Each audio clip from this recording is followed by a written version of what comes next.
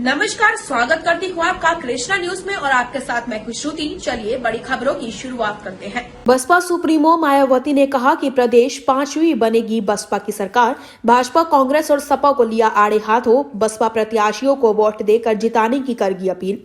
शहर के कोंच स्थित मैकेनिक नगर ग्राउंड में बसपा प्रत्याशियों के समर्थन में चुनाव जनसभा को संबोधित करते हुए बसपा सुप्रीमो मायावती ने कहा कि उत्तर प्रदेश की सभी सीटों पर अकेली दम बसपा चुनाव लड़ रही है। कांग्रेस, भाजपा और सपा की सरकारों को आप लोगों ने भी देखा है। यह पार्टियां जातिवादी होने के कारण दलित समाज के हित में काम नहीं किया। भाजपा सरकार नीतियां जातिवादी की राह पर चल रही है। प्रदेश की भाजपा सरकार में गरीबों, मजदूरों, मुस्लिम आदि के कल्याण का लाभ नहीं मिल सका। उन्होंने कहा कि इस बार प्रदेश में बसपा प्रत्याशियों को जीता बसपा की सरकार बनवाने का काम करे। कानून व्यवस्था का राज कायम किया जाएगा तथा गुंडा माफियाओं के खिलाफ अभियान चलाया जाएगा। उन्होंने कहा कि कर्मचारियों की समस्याओं के लिए आयोग का गठन किया जाएगा जो कर्मचारियों की समस्याओं का निदान करेगा। उन्होंने उपस्थित लोगों से कहा कि इस बार गुमराह होने की जरूरत नहीं है, तभी कांशीराम जी का सपना पूरा हो सकता है। इस मौके पर प्रमुख रूप से जनपद जालौन की तीनों विधानसभा सीटों माधोगढ़ से बसपा प्रत्याशी शीतल कुशवाहा, कालपी विधानसभा से छुन्नापाल के अलावा उरई जालौन सुरक्षित विधानसभा से प्रत्याशी सत्येंद्र प्रताप श्रीपाल के साथ ही झांसी ललितपुर विधानसभा सीटों से चुनाव लड़ रहे बसपा प्रत्याशी भी जनसभा में मौजूद रहे। बसपा के चित्रकूट झांसी मंडल प्रभारी लालाराम अहिरवार, झांसी मंडल प्रभारी ब्रिजेश जाटव, बसपा जिला अध्यक्ष धीरेन्द्र चौधरी, शिवशंकर कुशवाहा, रफीउद्दीन पन्नू, जिला पंचायत सदस्य कैलाश राजपूत ददरी, पूर्व जिला अध्यक्ष हीरालाल चौधरी, पूर्व जिला पंचायत सदस्य प्रदीप यादव, दाऊ ढक्कोर, पूर्व जिला अध्यक्ष जगदीश प्रजापति, विधानसभा अध्यक्ष मिथिलेश पाल, कीरत सिंह दोहरे, पूर्व बुंदेलखंड प्रभारी झांसी एवं चित्रकूट मंडल राम स्नेही जाटव, पूर्व मंडल प्रभारी डॉक्टर देवेंद्र कुमार अहिरवार, पूर्व मंडल प्रभारी बीरेंद्र सिंह बबलू चौधरी, पूर्व विधानसभा उपाध्यक्ष सुनील दोहरे, सेक्टर अध्यक्ष बसपा धर्मेंद्र दोहरे, श्याम बाबू वर्मा, पूर्व प्रधान मिर्जापुरा, जागीर माधोगढ़ बसपा नेता जीशान अंसारी, बसपा नेता अशरफ बाबा, बसपा नेता तारिक मिर्जा, बसपा नेता आसिफ, बसपा नेता के अलावा हजारों की संख्या में बसपा कार्यकर्ता मौजूद रहे। सीटों से चुनाव लड़ रहे बसपा प्रत्याशी भी जनसभा में मौजूद रहे। रिपोर्टर मनोज शिवहरे। आपके अच्छे दिन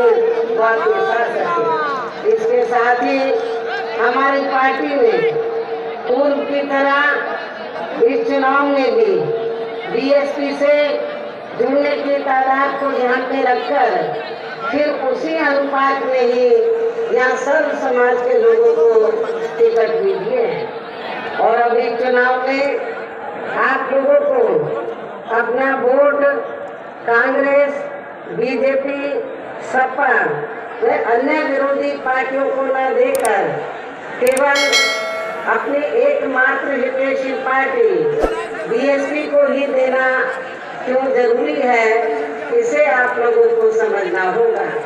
हालांकि इस संदर्भ में आप लोगों को ये मालूम है कि आज़ादी के बाद शुरू में काफी लंबे समय तक केंद्र व उत्तर प्रदेश सहित देश के अधिकांश राज्यों में भी कांग्रेस पार्टी की ही अकेले यहाँ सरकारें रही हैं, किंतु इनकी गलत नीतियों एवं गलत कार्य प्रणाली की वजह से ही अब ये पार्टी केंद्र व काफी राज्यों के साथ साथ या उत्तर प्रदेश की सत्ता से भी बाहर हो चुकी है।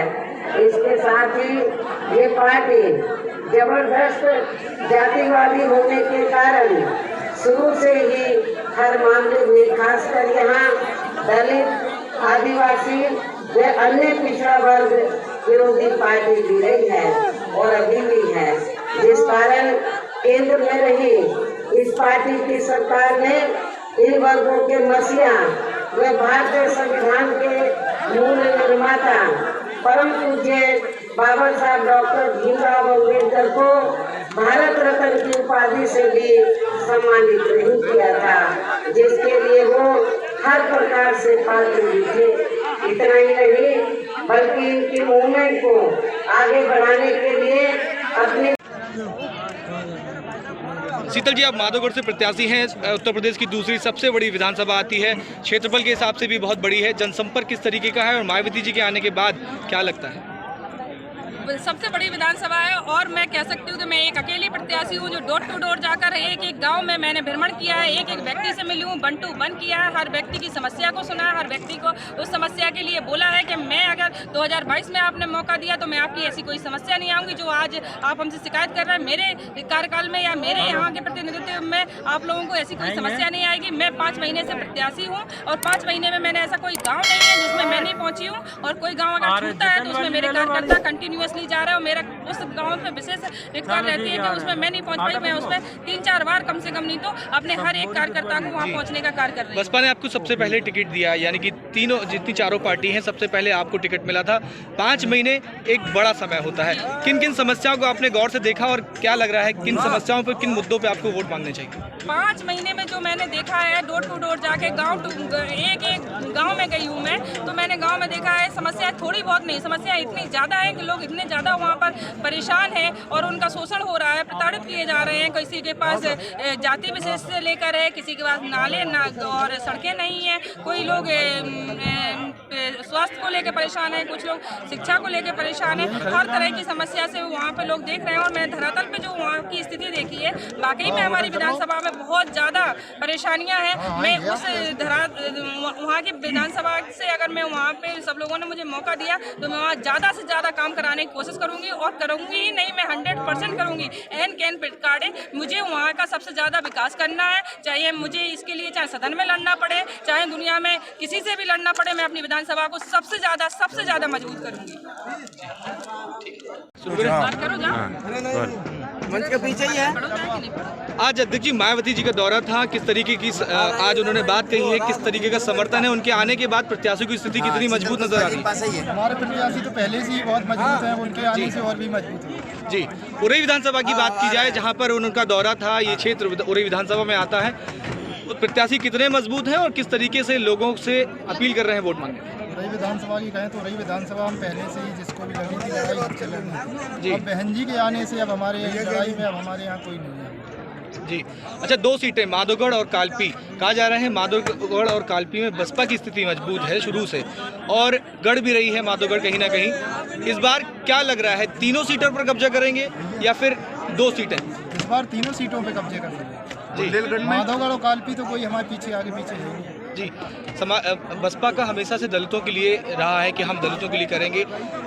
19 सीटों पर देखा जाए तो जालौन जिला जो पड़ता है, दलितों की संख्या सबसे ज़्यादा है, मेटेरियल ग्राम सबसे ज़्यादा है, लेकिन पिछली बार कहीं ना कहीं असफल हुए थे। इस बार क्या योजना है?